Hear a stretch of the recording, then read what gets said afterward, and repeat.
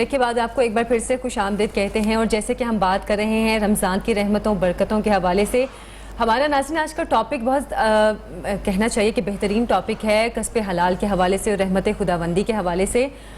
پہلے شاید وقتوں میں ایسا ہوتا تھا کہ لوگ کہتے تھے کہ کسب حلال پہ بہت زیادہ زور دیا جاتا تھا، لوگ اس کے حوالے سے بات کرتے تھے، آگے سے سکھاتے تھے اپنی نسلوں کو کہ حلال رزق جو ہے اس کی کتنی اہمیت ہے۔ آج کے ٹیکنالوجی کا دور ہے، اتنا تیز ترین دور جو چل رہا ہے، لوگ کہیں نہ کہیں اس چیز کو اب شاید نظر انداز بھی کر رہے ہیں۔ اس حوالے سے علامہ صاحب سے میں سوال تو کروں گی، لیکن سب سے پہلے ہم آج کی نعت کی جانب بڑھیں گے، اور حبیب نقشبندی صاحب ہمارے ساتھ موجود ہیں، بہت خوبصورت نعت وہ پڑھیں گے، ان سے ہم کہیں گے حبیب صاحب آپ سے ایک اچھی سی نعت کی فرمائش ہے، کوئی خوبصورت سی نعت سنائیے گا۔ کوئی دنیا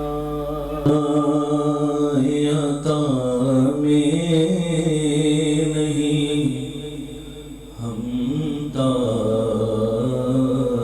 تیرا، کوئی دنیا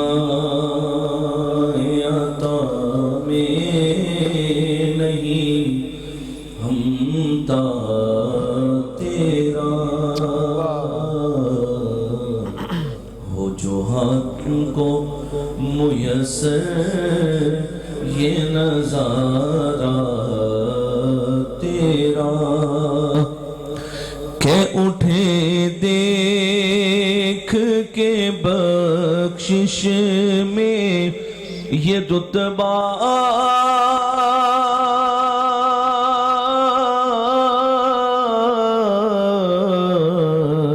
تیرا، واہ کیا جود و کرم ہے آقا، واہ کیا جود و کرم ہے شہ بطحا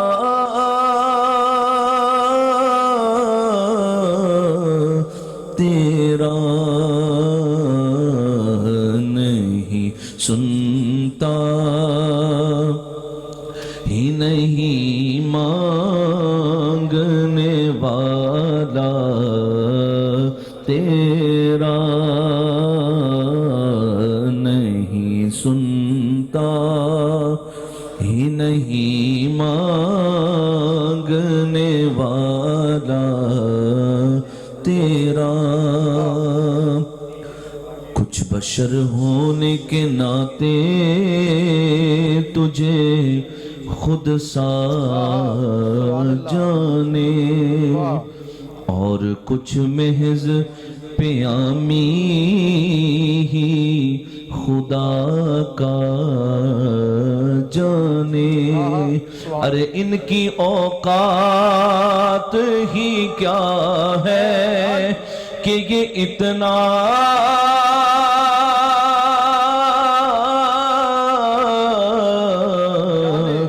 جانے، فرش والے تیری شوقت آقا، فرش والے تیری شوقت کا علو کیا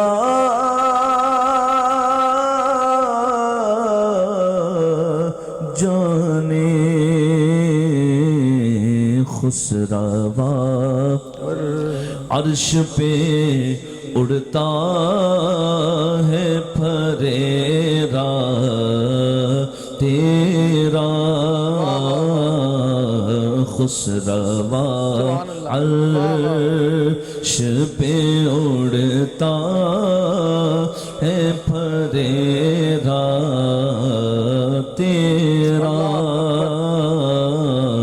واہ کیا جود و کرم ہے شہ بطحا تیرا، اور مجھ سے بے کسب ہے تیری عنایت کتنی، تو نے ہر کام میں کی میری حمایت کتنی کیا بتاؤں تیری رحمت میں ہے وسعت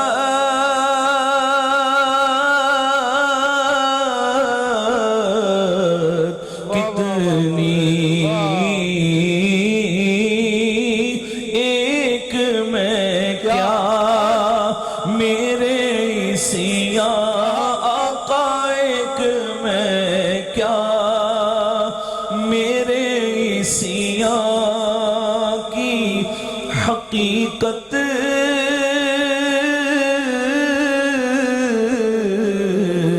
کتنی مجھ سے 100 لاکھ مجھ سے 100 لاکھ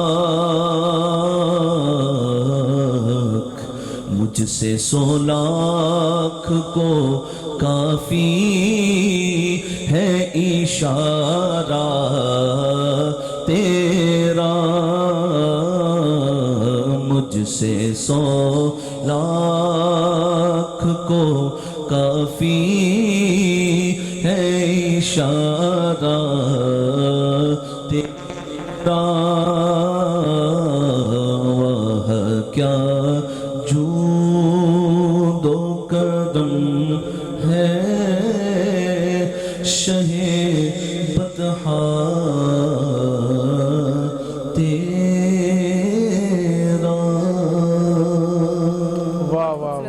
سبحان اللہ. کلام حبیب نقشبندی صاحب نے پڑھا. اچھا علامہ صاحب میں بات کر رہی تھی کسب حلال کے حوالے سے اور جیسے کہ میں نے یہ انٹرو میں بھی بولا تھوڑا سا کہ پہلے ان چیزوں پہ بہت زور دیا جاتا تھا کسب حلال کے حوالے سے اپنی اولادوں کو بھی سکھایا جاتا تھا کہ حلال کی اہمیت کیا ہے نبی صلی اللہ علیہ وسلم نے اس پہ کتنا زور دیا ہوا ہے. لیکن آج کا جو ٹیکنالوجی کا دور ہے ہم کہیں نہ کہیں دیکھتے ہیں کہ لوگ وہ جو ایک لائن ہوتی ہے اس کو شاید کراس کرنے میں اب کوئی آر نہیں سمجھتے. کتنی اہمیت آج کے دور میں ہے کیونکہ اب ظاہر ہے ٹیکنالوجی بھی ہے نئی چیزیں بھی ہیں نئے شعبے بھی ہیں تو اس چیز کے حوالے سے بتائیے گا. بسم اللہ الرحمن الرحیم. نہایت ہی ایک دقیق سوال ہے. فی زمانہ یہ جیسے جیسے زمانہ قرب قیامت قریب ہوتا چلا جا رہا ہے ہر چیز کی اصل جو ہے نا وہ دھندلی ہوتی چلی جا رہی ہے. تیزی کا زمانہ آتا چلا جا رہا ہے جس میں حق و باطل کی تمیز ختم ہوتی چلی جا رہی ہے. ادب و احترام ختم ہوتا نظر آتا ہے اور بڑوں کے احترام میں ایک خلا نظر آ رہا ہے. چھوٹے بڑوں کے سامنے یوں دن دناتے ہیں کہ وہ سمجھتے ہیں کہ ہم زیادہ ایڈوانس ہیں اور یہ قدیم لوگ کے زمانے کے لوگ ہیں. برکیف کسب حلال بنیادی عنصر ہے شریعت کا. اس دنیا میں آتے ہوئے پہلا ہی عنصر جو ہے نا وہ لقمہ حلال ہوتا ہے.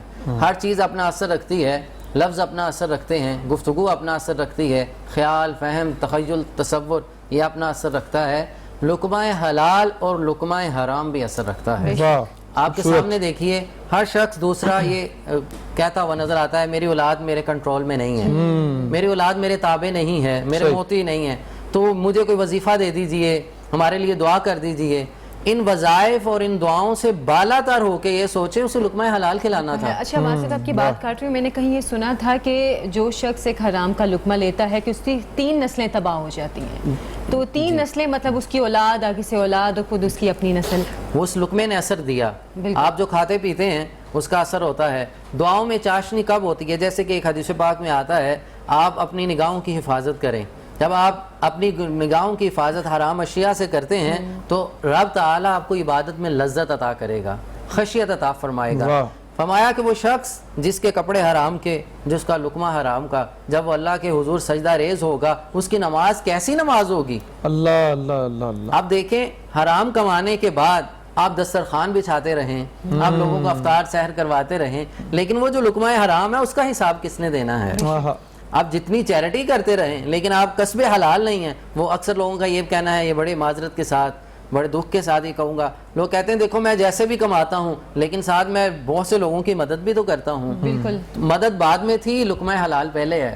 کسب حلال فرض تھا تجھ پہ مدد ابھی فرض نہیں تھی، تم اپنی کیپیسٹی میں رہتے ہوئے اپنی محدود دائرہ کار میں رہتے ہوئے مدد کرتے تو ٹھیک ہے. لیکن علامہ صاحب یہ بھی تو ہو گیا نا سوسائٹی میں ہماری کہ اگر کسی کے پاس جو ہے گاڑی ہے اس کے بھائی کے پاس اور اس کے پاس موٹر سائیکل، اس نے کہا کسی بھی طرح گاڑی ضرور لینی ہے، وہ حرام ذرائع سے لوں یا حلال سے لوں. وہ ایک دوڑ جو لگ گئی ہے نا اس میں ہم یہ بھول گئے کہیں کہ ہم نے کہیں اور بھی جانا ہے. کیا کہتے ہیں اس حوالے سے؟ اس پہ ایک حدیث پاک پیش کرتا ہوں. اللہ کے محبوب علیہ الصلوۃ والسلام نے ارشاد فرمایا کثرت سے موت کو یاد کیا کرو. صحیح. آقا موت کو یاد کریں. فرمایا یہ خواہشات کو ذبح کرنے والی ہے. اللہ. جب ہم موت کو اپنے سامنے رکھیں گے تو جتنی خواہشات جنم لیں گی آخر فنا ہے. کتنا بھی پال لیں اس کو خواہشات کو. قرآن مجید میں اللہ تعالیٰ نے ہمیں روح شناس فرماتے ہوئے ہماری تعلیم کے لیے فرمایا افرأیت من اتخذ الہہ ہوا. اے محبوب ان کو نہیں دیکھا آپ لوگوں نے ان لوگوں کو کہ جنہوں نے اپنے خواہشات کو اپنا خدا بنا رکھا ہے. وہ حلال و حرام کی تمیز کھو بیٹھتے ہیں. ان کے سامنے مطمع نظر صرف اس کی خواہش ہوتی ہے، اس کی طلب ہوتی ہے. یہ دنیا میں بھاگتی ہامتی دنیا کے اندر دیکھیں ہم نے ایک دوڑ لگا رکھی ہے، ہم نے ایک دوسرے سے آگے نکلنا ہے. وہ کس طرح اپنا امیج برقرار رکھنا ہے، مورال رکھنا ہے، یہ رکھنا ہے میرا خاندانی منصب، نام شہرت ہم کمانے میں لگے ہوئے ہیں. صوفی صاحب خالد ہمارے ساتھ ہیں، کالمسٹ بھی ہیں، علم دو شخصیت ہیں. یہاں پہ بات ہوئی کسب حلال کی. جب ہم حلال کی بات کرتے ہیں تربیت کا پھر ذکر آتا ہے.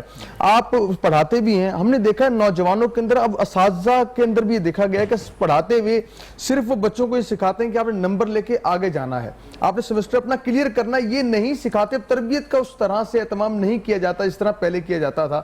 آپ ایک ٹیچر ہونے کے ناطے کیا کہتے ہیں اس حوالے سے؟ عارف ہمارے ساتھ بدنصیبی یہ ہوئی ہے کہ یہ جو کیپٹلزم کا ایک دورہ آیا ہے جس میں یہ جو ابھی پیچھے بات کر رہے تھے علامہ صاحب کہ تعیشات نے ہماری اوورآل جو بیہیویئر ہے لائف کا اس کو بدل دیا ہے. صحیح. اور استاد بھی اس کا شکار ہوا ہے. اور پھر جو اخلاقی بگاڑ ہے اس کی ایک لمبی چین بن گئی ہے. یعنی جب استاد اس فکر میں ہے کہ مجھے زیادہ کمانا ہے، صحیح، اور میں نے یہ لینا ہے وہ لینا ہے، جب وہ اپنے آپ کے لیے چیزیں، اپنے اہل خانہ کے لیے چیزیں لے گا تو وہ بہت زیادہ کام کرے گا، کہیں کام چوری بھی کرے گا. اور پھر جب وہ تربیت دینے والے معلم اور مبلغ کی بجائے پیسے کمانے والی مشین بن جائے گا تو آپ اس سے کیسے توقع کریں گے کہ وہ طالب علم کو وہ بات سمجھائے گا. اور ایک اور بات کہ استاد بھی آج اس کمپلیکس کا شکار ہے کہ میں نے یونیورسٹی یا کالج میں اپنے اسٹوڈنٹ کے سامنے پریزنٹ ہونا ہے. جیسے علامہ صاحب نے کہا تو میرا لباس قیمتی ہو، میرے ہاتھ میں سیل فون مہنگا ہو، میری گاڑی سواری اچھی ہو. پہلے جو اساتذہ تھے جن سے ہم نے بھی پڑھا، ٹاٹ سکولوں میں پڑھا، ان کی عظمت دل میں آج بھی قائم ہے. اور ان کی عظمت ان کی علمیت سے تھی، ان کی پڑھانے کی سکل سے تھی. اسکول مینجمنٹ یا کلاس مینجمنٹ، میں انگریزی میں یہ لفظ اس کے لیے بول دیتا ہوں کہ اس پر عزت تھی کہ وہ جانتے تھے کہ پڑھانا کیسے ہے، تعلیم کیسے دینی ہے، شفقت کہاں برتنی. تو آج کا استاد ظاہری بات ہے وہ بھی اسی سوسائٹی کا حصہ ہے. دور میں کہیں نہ کہیں وہ جو ایک اخلاقی وہ جو بچوں کے کردار کی تعمیر ہوتی ہے وہ اس میں پیچھے رہ گئے ہیں. عائشہ وہی تو بات ہے کہ چیلنج آج کی سوسائٹی میں اتنے زیادہ ہیں کہ آپ کوئی برانڈ کا سیل فون ہی لے لے، اس نے زندگی حرام کر دی ہے، باپ کی کر دی ہے. تو وہ لقمہ حلال کیسے بچے کو دے گا، کیسے دے گا؟ اور پھر مہنگے تعلیمی ادارے، مہنگے اسکول بھی ایک فیشن بن گیا ہے، مہنگے اسکول میں پڑھانا، مہنگی چیزیں. اور میں تو مذہبی آدمی نہیں ہوں، ایک عاجز سا مسلمان ہوں. علامہ صاحب بات کر رہے تھے تو مجھے یاد آ رہا تھا اسلامی تعلیمات میں جو حضور صلی اللہ علیہ وسلم کی ہم تک پہنچی کہ جو قناعت کرتا ہے وہ تو غنی ہو جاتا ہے. اور غنی سے بڑھ کر کوئی بلیسنگ نہیں ہے کہ آپ غنی ہوں، اس سے بڑی بلیسنگ اس دنیا میں نہیں ہے کہ آپ کے وسائل اتنے ہیں عائشہ کہ آپ کو فکر نہیں ہے کہ بھی آپ کے کہیں پیسے کی کمی ہو جائے اس سے قناعت نہیں رہی ہے جس کی وجہ سے یہ دوڑ شروع ہو چکی ہوئی ہے کہ آگے سے آگے بڑھیں. اور ایک 5 لاکھ کی سواری یا 10 لاکھ کی سواری بھی وہی آپ کی خدمت یا سہولت دے گی جو جو 2 کروڑ کی دے گی. بالکل ایسے. اور جب آپ 2 کروڑ کی لیں گے تو آپ چیزیں مہنگی بیچیں گے. اگر آپ کوئی یا جو بھی سروسز دے رہے ہیں بڑا ہمارا معاشرے کا جو المیہ وہی جھوٹ بول کے رزق کمانا. ہم یہاں دیکھتے ہیں کہ ہم کہتے ہیں کہ اس کی سچی بات کر دیں گے, ریٹ صحیح بتائیں گے تو بندہ لے گا نہیں. وہی بات ہمارے ذہنوں میں یہ بات صلاحیت کر گئی ہے کہ ہمیں جھوٹ بول کے مال بیچنا ہے, جبکہ جھوٹ بولنے سے رزق میں برکت ختم ہو جاتی ہے, اللہ کے نبی فرماتے ہیں. تو اس حوالے سے علامہ صاحب سے رہنمائی لیتے ہیں, کیا کہتے ہیں جھوٹ بول کے رزق کمانا جو ہے وہ کس قدر جو ہے وہ ایک غلط کام ہے, اور اللہ کے نبی کیا اس حوالے سے تنبیہ فرمایا کرتے ہیں. بسم اللہ الرحمن الرحیم. بڑی اچھی گفتگو فرمائی.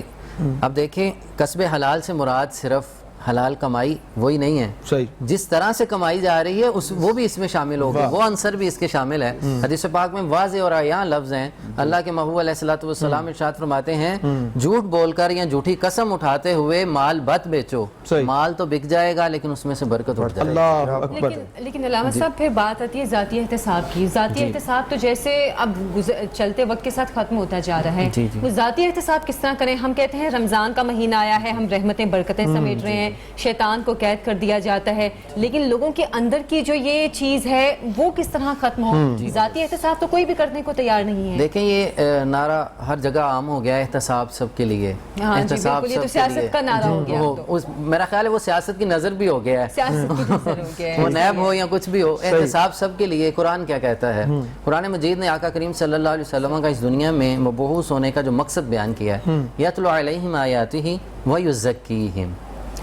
ابراہیم علیہ السلام دعا کرتے ہیں یا آقا کریم صلی اللہ علیہ وسلم خود اپنے آنے کا مقصد بیان کر رہے ہیں. لقد من اللہ علی المؤمنین اذ بعث فیہم رسولا یتلو علیہم آیاتہ ویزکیہم. 2 چیزیں ذکر کی گئیں, وہ کیا ہیں؟ سب سے پہلے قرآن کی تلاوت ہے اور تزکیہ نفس ہے. یہ خود احتسابی ہے. یہ تزکیہ نفس کیا ہے؟ جہاں ہمارے صوفیاء اور اہل تصوف نے اس پہ بہت زور دیا ہے. رات سونے سے پہلے روزانہ کا اپنا احتساب کر کے سو. ہر قدم اٹھانے سے پہلے احتساب کرو. وہ احتساب کیا ہے؟ کوئی بھی آپ کام کرنے لگے ہیں, کچھ کمانے لگے ہیں, سب سے پہلے یہ پوچھیں گے حلال ہے یا حرام. میں اتنی پروفٹ لے رہا ہوں تو یہ پہلے پوچھنا. پہلے لوگ علماء سے پوچھا کرتے تھے کہ میں اتنی زیادہ پروفٹ لے رہا ہوں, جیسے کہ ابھی آپ دیکھیں راشن ہی نہیں مل رہا لوگوں کو. آپ نے اپنے گھر کے لیے چیزیں لینی ہیں, وہ نہیں مل رہی. وہ کیوں ہیں؟ بلیک ہو چکی ہیں, سٹور ہو چکی ہیں. وہ کیا معاملہ ہے؟ وہ سارا آپ کے ساتھ. اچھا علامہ صاحب یہاں پہ بات سخت تو ہے لیکن کر دینی چاہیے بات حق کی, لیکن یہاں فتوے بھی جب بکنے لگ جائیں, جب عالم بھی اپنے علم بیچے تو پھر بندہ کس سے پوچھے؟ بات یہ بھی ایک سچ ہے. بات ٹھیک ہے, لیکن اہل حق ہر دور میں رہے ہیں. اس سے جو ہے نا وہ بھی بات نہیں ہے. میں صرف بات کروں جب اکثریت یہ ہو جائے کہ علم بیچا جائے, جب جو ہے دین فروش بھی پیدا ہو جائیں, تو پھر اصل کی تلاش جو ہے وہ نہ کہاں تلاش کرے. اصل ملتا ہے لیکن تھوڑا ہو جاتا ہے, محدود ہو جاتا ہے. جیسے معلم متاثر ہوا نا, تو ہر شعبے کا ہر فرد متاثر ہوا اس سے, کیونکہ ہم اس دور میں اس صدی میں پیدا ہوئے ہیں. جس صدی میں جب دیکھیں لو چلتی ہے تو سب کے لیے. اچھا ساتھ میرے مہمان متاثر نہ ہو جائیں, میں کافی دیر سے تعارف نہیں کروا سکا. عمران حسن ہمیں جوائن کیا. عمران حسن بھائی نے عالم اسلام کا ممتاز محترم نام, پوری دنیا میں نعت کے حوالے سے جانے جاتے ہیں. تو میں چاہتا ہوں کہ نعت پاک شامل کر رہے ہیں عمران بھائی کی آواز میں. کافی دیر سے گفتگو کو سماعت کر رہے ہیں, تو میں کہتا ہوں نعت, میں اکثر کہا کرتا ہوں نعت سرور کے لیے ہے, گفتگو شعور کے لیے. ہم شعور لے رہے ہیں, سرور کی جانب جاتے ہیں. بسم اللہ کیجئے گا. بہت شکریہ. میں ممنون ہوں پہلے لاہور رنگ کے پوری ٹیم اور خصوصی طور پہ آپ کا. ہر سال کی طرح اس سال بھی آپ نے موقع فراہم کیا اور ہماری اس پلیٹ فارم سے حاضری ہو رہی ہے. حضور کی بارگاہ میں ہدیہ عقیدت پیش کر رہا ہوں. الحاج عبدالستار نیازی صاحب کا کلام ہے, بسم اللہ. وہ میں پیش کر رہا ہوں.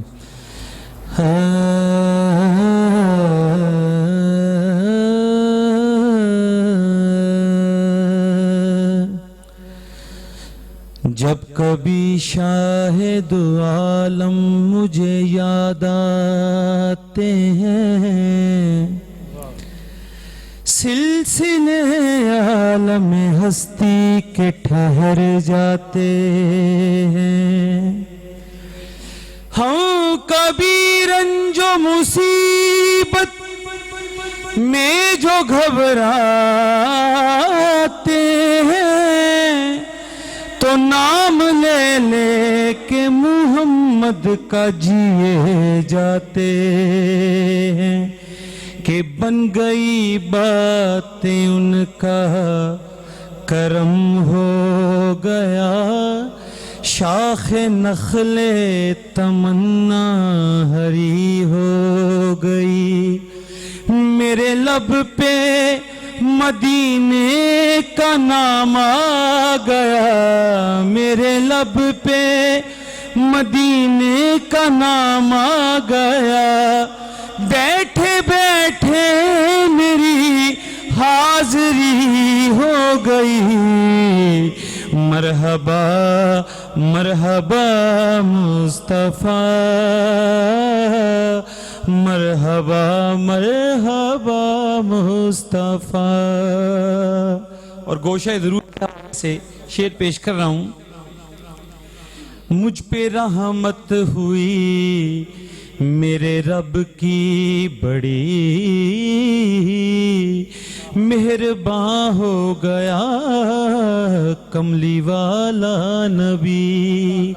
मुझ पे रहमत हुई मेरे रब की बड़ी, मेहरबान हो गया कमली वाला नबी। पढ़ के सोया दरूदुल पे मैं जिस घड़ी, पढ़ के सोया दरूदुल पे मैं जिस घड़ी, फिर ज़ियारत मुझे आपकी हो गई। मरहबा मरहबा मुस्तफ़ा, मरहबा मरहबा मुस्तफ़ा। और शायर ने कैफियत बयान की है कि सब्ज़ गुंबद के बैठा हूँ छैया तले, खुद ब खुद झुक गया मेरा सजदे में सर।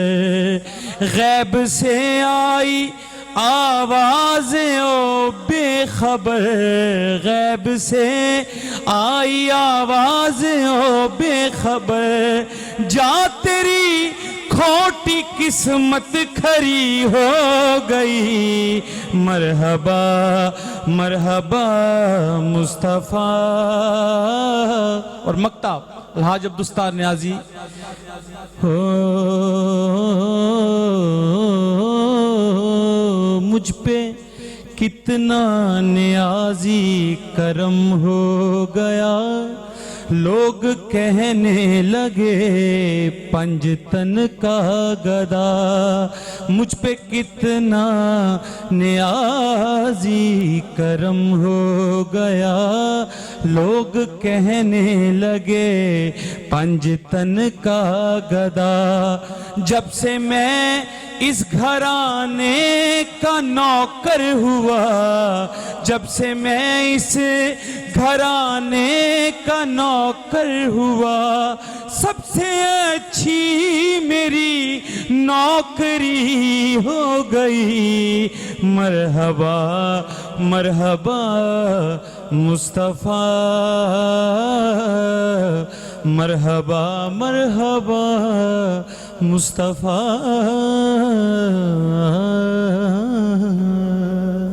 बहुत ही खूबसूरत कलाम था, बहुत ही खूबसूरत। सुन के ऐसे सरूर, आपने जैसे बात किया कि सरूर की तरफ हम चलते हैं, वाकई सुन के तो और एक कैफियत तारी हो गई, कैफियत बिल्कुल तारी हो गई। बहुत ही प्यारा कलाम। और आज का हमारा मौजू भी बहुत प्यारा है, कस्बे हलाल कमाने के लिए। जब इंसान लुक़्मा हलाल खाता है, फिर हुजूर का जिक्र करने में लताफत आती है, फिर उसको गुफ्तार भी उसकी अच्छी होती है, किरदार भी अच्छा होता है। और हमारा इस तरह मैंने अर्ज़ किया कि हमारा सेगमेंट गोशा दरूद, इंशाल्लाह ब्रेक के बाद वापस जब आएंगे तो गोशा दरूद का हमारा सेगमेंट हमारा शुरू हो जाएगा। तो क्या कहते हैं खालिद भाई, आप क्योंकि आपने तशरीफ लेके जाना है, तो मैं आखिर में क्या पैगाम देंगे हमारे नौजवानों को आज के मौजू के हवाले से? मैं सबसे पहले तो वालिदैन से कहूँगा कि वो अपनी ख्वाहिशात को लगाम दें, सही ज़ब्त करें, कनात पे आएँ। और उसके बाद नौजवान हैं वो भी समझें कि ये जो उम्र है उनकी पढ़ने की है, सीखने की है, और ये वो दौर है जिसमें वो काश्त करेंगे और जब प्रोफेशनल लाइफ में आएंगे तो उसका फल लेंगे। तो उन्हें अपनी तवज्जो, अपनी कोशिश, अपनी मेहनत और अपनी एनर्जी जो है वो सीखने, पढ़ने और समझने पे सर्व करनी चाहिए, ना कि वो भी यही जो हमने आज जिक्र किया था युशात में और डिजिटल मीडिया पे बहुत सारा वक्त आज हमारा नौजवान ज़ाया करता है। और ये सारी मसनूइयत है, खेल तमाशा है, जबकि उनका जो असल या ठोस काम है जिससे उन्हें फलाह मिलनी है, बरकत मिलनी है, वो यही है कि वो अपने वक्त को علم حاصل کرنے میں کتاب کے ساتھ جوڑیں اور تربیت کے ساتھ جوڑیں. اچھا کسب حلال کی بات کی جائے, ایک سوال ذہن میں عائشہ مجھے آیا کہ اس طرح ڈیجیٹل کا دور ہے, آن لائن لوگ کما رہے ہیں اور ایک جائز ذرائع بھی ہے کہ وہاں سے حلال کما سکتے ہیں, جبکہ آپ نے بات کی لوگ سوشل میڈیا پر ٹائم ضائع کر رہے ہیں کہ نوجوان کما بھی سکتا ہے, آپ کو ان کے اس سے تعلق بھی ہے, کیا کہتے ہیں؟ سر بہت سارے ایونیو اوپن ہوئے ہیں, اور کووڈ کے بعد تو پاکستانی, جیسے میں نے شروع میں کہا, پوری دنیا میں اور خصوصاً تیسری دنیا جیسے پاکستان ان میں سے ایک ملک ہے, یہاں یہ شعور آیا ہے جیسے آپ نے کہا, اور سرور بھی آ رہا ہے. وہ نوجوان جنہوں نے سمجھا ہے کہ آن لائن 2 گھنٹے 3 گھنٹے کام کر کے کما رہے ہیں, اور میں بہت سارے نوجوانوں کو جانتا ہوں جو صرف 2 گھنٹے آن لائن پڑھا کے, کانٹینٹ رائٹنگ کر کے, آرٹیکل رائٹنگ کر کے, ڈیزائننگ کر کے, اور ڈیزائننگ کے, ایڈیٹنگ کے, ویڈیو ایڈیٹنگ کے چھوٹے چھوٹے کورس ہیں. اس کے علاوہ ورڈ پریس ہے, یہ ایک لینگویج ہے جس میں ویب سائٹس بنتی ہیں, بہت آسان ہے, نوجوان تھوڑا سا وقت لگا کے سیکھے اور آن لائن اچھے پیسے کما لیتے ہیں. اس پہ علاوہ سر یہ سوال میرے ذہن میں کافی عرصے سے ہے کہ جیسے بات کریں کہ ڈیجیٹل کا دور ہے, اب لوگ یوٹیوب چینلز بناتے ہیں اور اس طرح کی کئی نہ کئی ٹیکنیکس آ گئی ہیں کہ لوگ ان کے ذریعے سے کماتے ہیں. ہم اس کو کس طرح ایکسپلین کریں گے, مطلب کس طرح لوگوں کو یہ چیز بتائی جائے گی کہ یہ چیزیں جو ہیں یہ حلال میں ہیں, اس میں کچھ چیزوں میں لمٹس ہیں. اچھا اس پہ میں بات کروں گی, اس پہ سوال ایک میرا تھوڑا وسیع ہے اس لیے میں تھوڑا رک گئی ہوں. بریک کا ٹائم ہوا ہے, بریک سے ہم واپس آئیں گے اور اس حوالے سے مزید اپنی گفتگو کا سلسلہ آگے بڑھائیں گے. ہمارے ساتھ رہیے.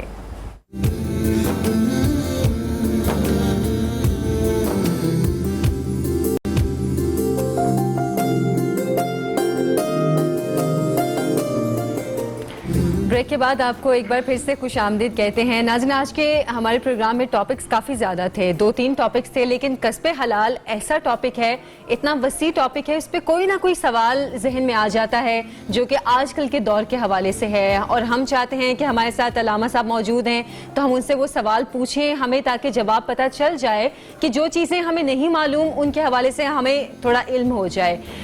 ہم بات کر رہے تھے بریک سے پہلے ڈیجیٹل جو آج کل چل رہے ہیں, کیا کہنا چاہیے ان کو کہ کمائی کے ذریعے ہیں, کہ ڈیجیٹل کے ذریعے آپ موبائل کے ذریعے لوگ کما رہے ہیں, یوٹیوب چینلز بنا رہے ہیں, کئی ایسے ذریعے نکل آئے ہیں موبائل ایپس کے تھرو. ایکچولی میں یہ بات کہنا چاہ رہی تھی. ایک چیز جو نکلی ہوئی ہے ٹک ٹاک, اس کے حوالے سے علامہ صاحب آپ سے بات کرنا چاہے تھے.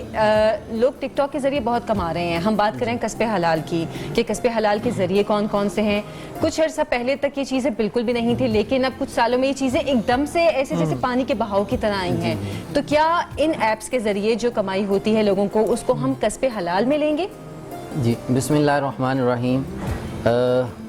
آج کا یہ سوال جو ہے ہر عام و خاص سے اس کا تعلق ہے, اور میں اس پہ 2-3 چیزیں بڑی واضح کرنا چاہتا ہوں. ایک سب سے پہلے یہ ہے, شریعت کے جو اصول ہیں, ضوابط ہیں, حد میں رہتے ہوئے جو بھی آپ کام کریں گے شریعت اس کی اجازت دے گی. صحیح.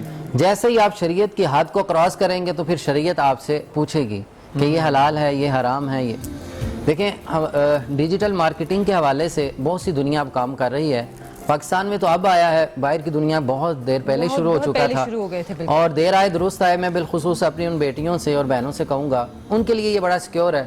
جو دفتر نہیں جا سکتی اور باہر نہیں نکل سکتی, ان کے باقی معاملات ہیں, اگر وہ دفتر کی نظروں سے باقی لوگوں سے بچنا چاہتی ہیں وہ گھر بیٹھ کے اپنا کام کر سکتی ہیں. آپ کی بات کرتا ہوں, یہ آن لائن ورکنگ, لیکن مس کا سوال جو ہے وہ عائشہ یہ کہہ رہی ہے کہ ہم ایپ کی بات, ٹک ٹاک کے والے سے یہ بات ہے نا, وہ اس وقت سب لوگ ہمیں تنگوش ہوں گے. جی میں پہلے ٹک ٹاک پہ آتا ہوں. وہ یہ ہے کہ ہاتھ میں رہتے ہوئے اگر کسی کو کے چہرے پہ مسکراہٹ لانے کے لیے, کسی کو ہنسانے کے لیے, آج کے مارا ماری کے دور میں جو نفسا نفسی کا عالم ہے, ہر شخص پریشان ہے, ظاہر و باطناً پریشان ہے. اگر وہ خوش ہو جاتا ہے لمٹ میں رہتے ہوئے, حدود و قیود میں رہتے ہوئے, تو ٹک ٹاک جائز. مطلب آپ کہنا چاہ رہے ہیں کہ اگر آپ اس پہ کوئی غلط کام نہیں کر رہے ہیں جس سے کسی کو خوشی مل رہی ہے, کسی کے چہرے پہ مسکراہٹ آ رہی ہے, آپ کو کام کرنے اس کا اگلا سٹیپ یہ ہوگا, پھر جائز ہے. آپ مجھ سے جائز نہ کروائیں, پہلے میری پوری شرائط سن لیں پھر میں اس کو جائز کروں گا.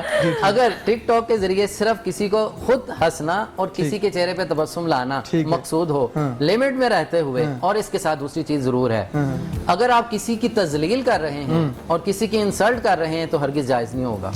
دوسرا, تیسری اس کی شک سنیں, اگر آپ شریعت کے تقاضوں سے باہر نکلتے ہیں, بے پردہ ہو رہے ہیں, بےہودگی ہے, یا اس میں جیسے آپ نے دیکھا بہت سے سنجیدہ لوگ اس طرح کی واہیات اور اس طرح کی نعوذ باللہ بہت سی گری ہوئی اور غیر اخلاقی باتیں کرتے ہیں تو وہ جائز نہیں ہوگا. بہت سے پڑھے لکھے لوگ, بہت سے پڑھی لکھی بچیاں, میں ان سے کہوں گا وہ نہ جانے میں, انہیں خبر نہیں ہے, میں ان سے التماس کرتا ہوں, ہاتھ جوڑ کے التماس کرتا ہوں, اچھے خاندان کی ہیں, پڑھی لکھی فیملی سے ہیں, وہ اپنے آپ کو اس طرح نہ کریں. اس سے پھر اس کے نقصانات بھی آپ کے سامنے. بہت سی بچیوں نے آ کے کہا صرف ایک ٹک ٹاک کی وجہ سے انہیں طلاق ہوئی, ٹک ٹاک کی وجہ سے ان کو رشتہ نہیں مل رہا, اس ٹک ٹاک کی وجہ سے وہ شاید وہ اپنا فیم حاصل کرنے کے لیے یا اپنی چند پیسوں کی کمائی کی وجہ سے وہ اپنا پورے کا پورا کیریئر فیوچر تباہ کر بیٹھے ہیں. ٹھیک ہے, تبسم کے لیے, فرح کے لیے, وسیع خوشی کے لیے لمٹ تھی, ادھر تک رہ جاتے. جب انہوں نے لمٹ کراس کی اپنی زندگی تباہ کر بیٹھے ہیں, اپنا فیوچر تباہ کر بیٹھے ہیں. بالخصوص بیٹیاں, آپ اس کو جو وہ کمائی اس میں سے آ رہی ہے اس کو آپ کس طرح کہیں گے؟ کیا ہم اس کو حلال کے اس میں کہیں گے کہ یہ حلال رزق کما رہے ہیں؟ اچھا, اس میں جو لوگ ٹک ٹاکر جتنے بھی ہیں ہمارے, اگر تو وہ لمٹ میں رہتے ہوئے کما رہے ہیں تو ان کے لیے جائز ہے. اگر وہ کوئی بھی غیر شرعی حرکت اس کے ذریعے کوئی غیر شرعی جملہ بولیں گے تو جائز نہیں ہوگا. ہر وہ کمائی جو شریعت سے متصادم ہو جائے وہ حلال نہیں ہوا کرتی. اچھا, یہ بھی آسانی کر دیں, آپ یہ کہہ رہے ہیں کہ حدود و قیود میں رہ کے اگر کوئی خواتین جو ہیں پردے کے اندر ٹک ٹاک بناتی تب جائز ہوگا؟ خواتین دیکھیں, اگر وہ اپنے لیے بنا رہی ہیں اپنے پاس رکھے تو ٹھیک ہے, نامحرم دیکھیں گے تو گناہ ہوگا نا. کیوں بنائی اس لیے رہی ہے کہ لوگ دیکھیں؟ تو لوگوں کو کیوں دکھا رہی ہے, وہ خود دیکھے, اپنے میاں کو دکھائے. اچھا چلیں, پھر ناجائز ہوگا نا, یہ ناجائز ہی ہوگا. بالکل ٹھیک ہے, بڑا اچھا جواب دیا. اور ہم نے ایک سیگمنٹ آپ سے کہا تھا کہ ہمارا سیگمنٹ ہے گوشہ درود. یہ پہلا سیگمنٹ ہے کسی ٹرانسمیشن کے اندر کہ ہم نے پہلی بار رکھا ہے گوشہ درود کا سیگمنٹ. کہ ہماری کوشش یہ ہے, ہماری کتنا سی کاوش ہے کہ پورے پاکستان کے اندر جہاں جہاں بھی لاہور رنگ کی نشریات دیکھی جا رہی ہے, ہم سب ایک بار مل کر آقا مولا کی بارگاہ میں درود کا نذرانہ پیش کریں. کیا ہم نے درود شریف پڑھا؟ جسے اپنے بچوں سے کہتے ہیں, کیا بیٹا آپ نے آج کھانا کھایا؟ کیا بیٹا آج ہوم ورک کیا ہے؟ ہم کچھ باتیں بچوں کو یاد کرواتے ہیں. کیا بیٹا آج آپ نے اسکول گئے ہیں؟ کیا آج آپ بیٹا آپ جم گئے ہیں؟ ہم یہ باتیں تو پوچھتے ہیں. کیا کبھی پوچھا آپ نے کیا بیٹا آج آپ نے درود شریف پڑھا ہے؟ کیا ہم نے بچوں کو کبھی یہ بات یاد کروائی ہے کہ جس طرح ہوم ورک پہ زور دیتے ہیں, کبھی یہ کہا ہے کہ بیٹا کیا آقا مولا کی بارگاہ میں حاضری لگوائی ہے؟ تو ہمارا مقصد, ہماری کوشش, ہم سب پوری ٹیم کے جتنے افطار رنگ کی جو نشریات ان سب کی کوشش ہے کہ اس سیگمنٹ کے ذریعے کوئی ایک شخص ہماری سیگمنٹ سے درود کا عادی ہو جائے گا. تو خدا کی قسم ہمارا یہ سیگمنٹ کرنا, ہماری یہ کوشش کرنا, ہماری اللہ کریم قبول فرمائے, ہماری یہی ایک کوشش ہے کہ ہر شخص درود کا ذاکر بن جائے. جب درود پڑھنا شروع کر دیتے ہیں تو آپ کی زندگی آسان ہو جاتی ہے, آپ کی مشکلیں جو ہیں ان کو جو حل نکلنا شروع ہو جاتا ہے. اس سیگمنٹ کو ہمارے ساتھ جو ہے وہ ہمارے سے مستقل ہمارے گیسٹ ہوا کریں گے. محمد یوسف صاحب ہمارے ساتھ ہیں, خوش آمدید کہیں. یوسف بھائی, آج پہلا دن ہے آپ کا ہماری نشریات کے اندر, پہلا رمضان ہے. آپ کیوں خیال آیا کہ گوشہ درود پہ بات کی جائے, درود کے فضائل پہ بات کی جائے, کیا فرمائیں گے آپ؟ بسم اللہ الرحمن الرحیم. سب سے پہلے تو لاہور رنگ کا شکریہ اور آپ کا شکریہ کہ آپ نے ہماری سجیشن کو قبول کیا کہ ہم ایک ایسا گوشہ قائم کرنا چاہتے ہیں رمضان کی اس ٹرانسمیشن میں کہ پورے پاکستان میں جو بھی ہمیں دیکھنے والے ہیں وہ اپنے گھروں میں یہ شیڈول بنائیں کہ اپنے بچوں کے ساتھ بیٹھ کر 5 سے 10 منٹ نکالیں اور روزانہ درود پاک آقا دو جہاں علیہ الصلوۃ والسلام کی بارگاہ میں پیش کیا جائے. صحیح. درود پاک پڑھنا آپ کو پتہ ہے کہ آقا دو جہاں علیہ الصلوۃ والسلام پر درود پاک پڑھنا یہ اللہ رب العزت کی سنت ہے. میں آج یہاں پہ روزے کی حالت میں ہوں, ہم تھوڑی دیر پہلے وقفے کے دوران نماز پڑھنے کے لیے گئے, تو یہ وہ احکامات ہیں جو اللہ نے ہمیں کہے ہیں کہ ان پہ عمل کرو. لیکن اگر ہم یہ پوچھیں کہ اللہ کیا تو ان پہ عمل کرتا ہے؟ قرآن میں تو یہ کہتا ہے کہ لما تقولون ما لا تفعلون, تم ایسی بات کہتے کیوں جس پہ عمل نہیں کرتے؟ تو مالک کو ایسا کام بتا, انسان کی تخلیق کا مقصد یہ تھا کہ وہ تیرا قرب حاصل کرے, تو کوئی ایسا کام بتا کہ جو تو خود بھی کرتا ہو. تو اللہ رب العزت نے ہمیں یہ بتایا, قرآن پاک میں ہی بتایا کہ وہ کام جو میں خود کرتا ہوں میرے فرشتے کرتے ہیں, وہ ہے آقا دو جہاں حضرت محمد مصطفیٰ پہ درود پڑھنا. تو یہ وہ کام ہے جو رب کی سنت ہے. ہم یہ چاہتے ہیں کہ ہم اس ٹرانسمیشن کے ذریعے لوگوں کو درود پاک کی طرف راغب کریں. اور وہ یہاں پہ میں ایک کتاب آپ کی نظر کرنا چاہوں گا کہ درود پڑھتی ہوئی ساعتوں کے جھرمٹ میں ہمارے اس لاہور رنگ کا مقصد کیا ہے گوشہ درود قائم کرنے کا. تو اسے ریاض حسین چودھری نے اپنی کلام میں لکھا ہے کہ درود پڑھتی ہوئی ساعتوں کے جھرمٹ میں ثنا کے پھول لبوں پہ سجانے آئے ہیں کہ ہم حضرت اویس کے دندان پاک کی لو سے چراغ عشق محمد جلانے آئے ہیں. ہماری اس نشست کا مقصد صرف یہ ہوگا لاہور رنگ کی اس نشریات کے اس سیگمنٹ کا مقصد یہ ہوگا کہ لوگوں کے دلوں میں آقا دو جہاں علیہ الصلوۃ والسلام کی محبت کے چراغ روشن ہو جائے. اور درود پاک ہمارے نفسیاتی مسائل کا حل بھی ہے. صحیح. اگر آپ اس طرف یعنی کہ ثواب اور اجر اور اس سے گناہوں کی معافی اور درجات کی بلندی یہ اپنی جگہ بجا آقا دو جہاں علیہ الصلوۃ والسلام نے صحیح حدیثوں میں اس کے بارے میں ارشاد فرمایا اور تمام اس بات پہ متفق ہیں کہ درود پڑھنا اللہ کی سنت ہے. اور جب آپ اللہ کی سنت پہ عمل کرتے ہیں اور یہ ایک ایسا عمل ہے کہ جو ہر صورت میں قبول ہے. جی.